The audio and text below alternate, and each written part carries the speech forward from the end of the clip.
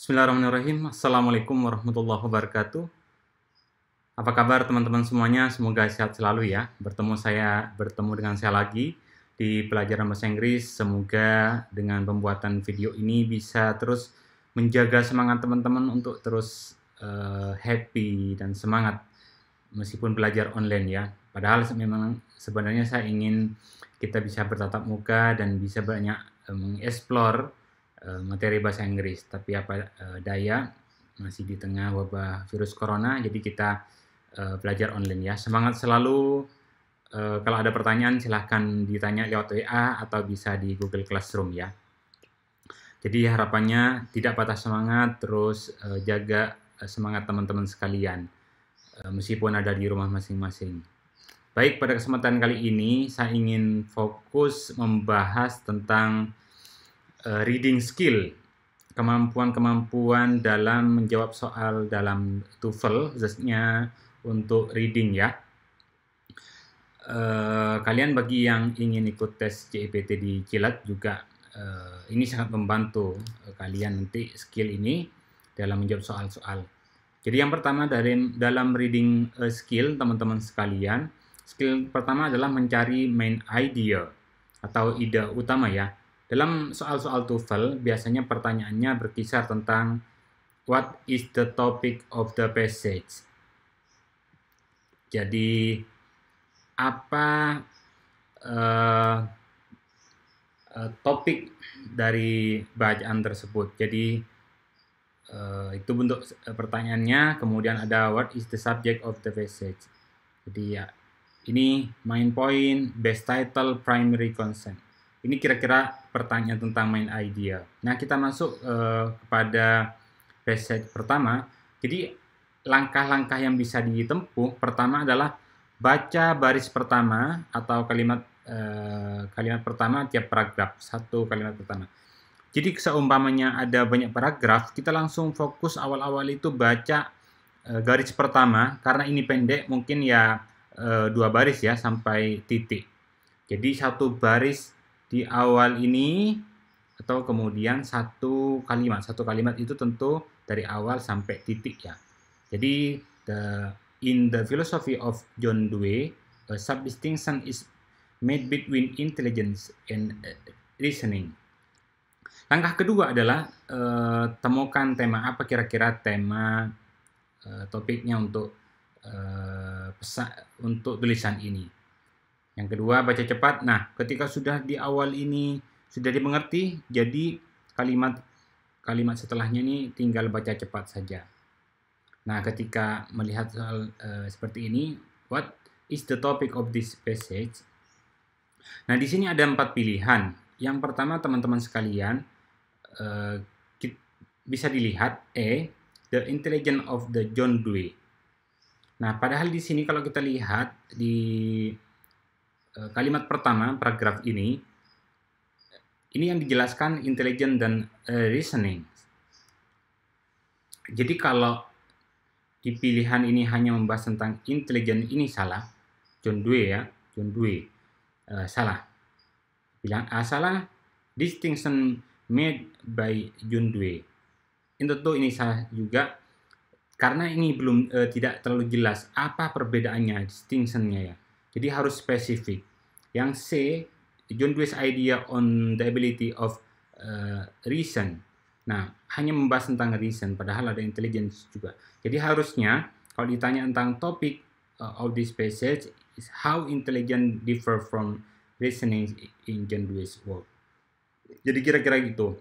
Jadi ini contoh sangat bagus tulisan. Nah, kalau kalian nanti dalam writing, jadi dalam menulis yang bagus itu harus ada main idea, ada topiknya di situ. Umpamanya sekarang ini sudah banyak sekali virus corona, maka oleh karena itu butuh 10 langkah untuk mengatasinya. Nah, tinggal dibahas nih 10 langkah. Nah, 10 langkah ini sebagai topiknya di awal-awal itu. Jadi nanti penjelas di bawah-bawahnya. Jadi itu ya.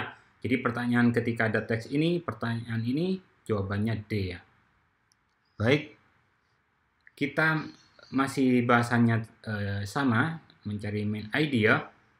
Di sini ada teks 2 paragraf, paragraf pertama, paragraf kedua. Oh ya, kursornya biar lebih gede. Display.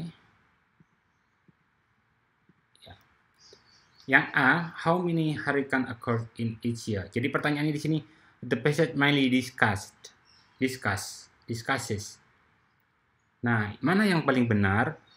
Nah, yang pertama itu, jadi ini kan berbicara tentang hurricane generally occur in the North Atlantic. Nah, kira-kira kalau kita lihat dari main idea paragraf pertama sudah sangat jelas ya, hurricanes bisa sampai di sini. Kemudian yang paragraf kedua juga of the tropical storm. Jadi ini bicara tentang angin topan atau badai ya. Ini sama saja hurricane storm. Jadi pilihan ini mainly discusses how many hurricane occur each year. Ini nggak pas. Terus kemudian the strength of hurricane tidak memfokus the strength-nya.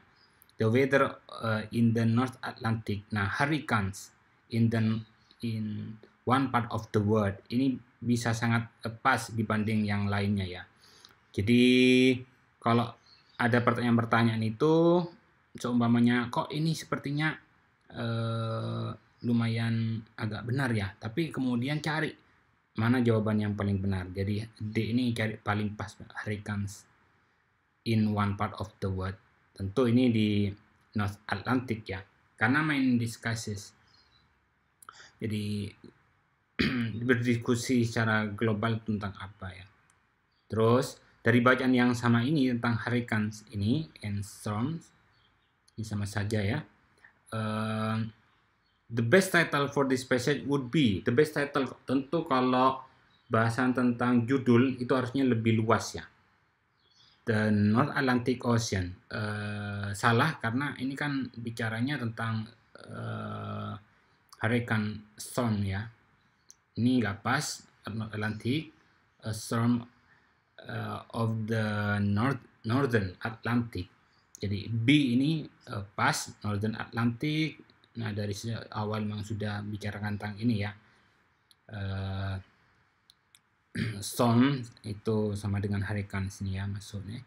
Hurricanes, the damage and destruction, nggak menjelaskan tentang itu. What happened from May through November, ini masih sangat general. Dia harus ada jelas ya. Ini fokus storm of the Northern Atlantic. Jadi jawaban yang paling pas adalah B ya. Untuk bahasan tentang ini. Terus kemudian kita beranjak ke skill kedua mengenai organisasi ide. Jadi kalau ada beberapa paragraf kita harus harus tahu juga apa inti dari tiap paragraf. Jadi dalam TOEFL lumrah untuk diminta mencari ide utama bacaan. Temukan ide utama tiap paragraf. Nah, umpamanya kita punya tulisan tentang ini. Conflict within an organization is not always viewed as undesirable.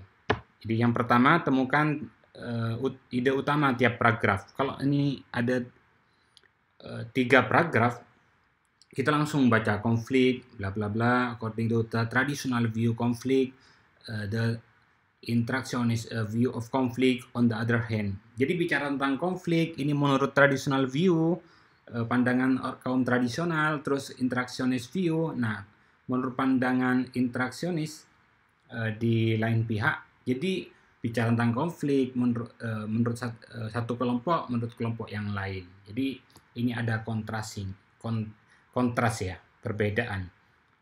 Jadi yang kedua, fokus membaca setiap kalimat paragraf. Dalam semua paragraf sisanya baca sekilas. Jadi kalau umpamanya paragrafnya panjang, ya udah baca seret. Karena dalam menjawab TOEFL itu kan waktunya sangat terbatas, jadi harus baca cepat ya. Jadi skimming. Pertamanya ini bla bla bla, ini bla bla bla, ini awal bla bla. Jadi tidak yang di sini baca cepat saja, akan bisa dilewatin.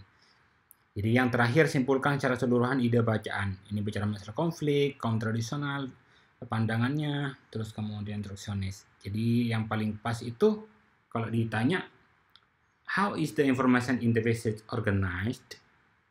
Nah, the origin of the idea about conflict is present. Tidak menjelaskan tentang itu. Nah, yang B ini contrasting view of the conflict are present. Jadi kontradiksi ya, yang berbeda antara yang ini dengan yang ini. Konflik yang pertama ini secara general, nah ini secara spesifik, ini secara spesifik. Two theories discuss the strength and the weakness. Tidak berbicara tentang strength dan weaknesses ya. Example of conflict within organization are presented. Ini yang paling pas. Ini contrasting view ya. B jawabannya untuk bahasan tentang konflik ini. Skill yang ketiga, yang terakhir, sebelum yang terakhir. Skill yang ketiga, menjawab pertanyaan spesifik. Nah, ketika ada pertanyaan tentang spesifik ya. Nah, langkah-langkah, pilih kata kunci dalam pertanyaan. Sekilas baca pada tes bacaan berhubungan dengan kata kunci. Jadi, umpamanya ada pertanyaan di sini. The passage indicates that Jamestown. Jadi fokus Jamestown di mana? Bla bla bla bla. Oh, Jamestown ada di sini. Fokus ada di sini, maka kata kuncinya sudah ketemu ya. Sekilas baca, nah sekilas di sekitar sini karena ini titik, maka kata-kata sebelumnya, umpamanya setelah koma, 26 years after the first permanent English colony in the American was settled at Jamestown. Jadi satu kalimat, atau kalau ada di sini maka kedepannya ini yang dibaca ya. Jadi kata kunci udah ketemu, pilih deskripsi yang paling dekat. Tinggal di sini baca kalimat kata kunci dengan cermat banget ya ini. Ini sangat berbeda dengan Williamsburg. Kemudian di sini pilihannya adalah ada 4 ya. ABCD, kita lihat satu persatu. Umpamanya Jamestown was settled in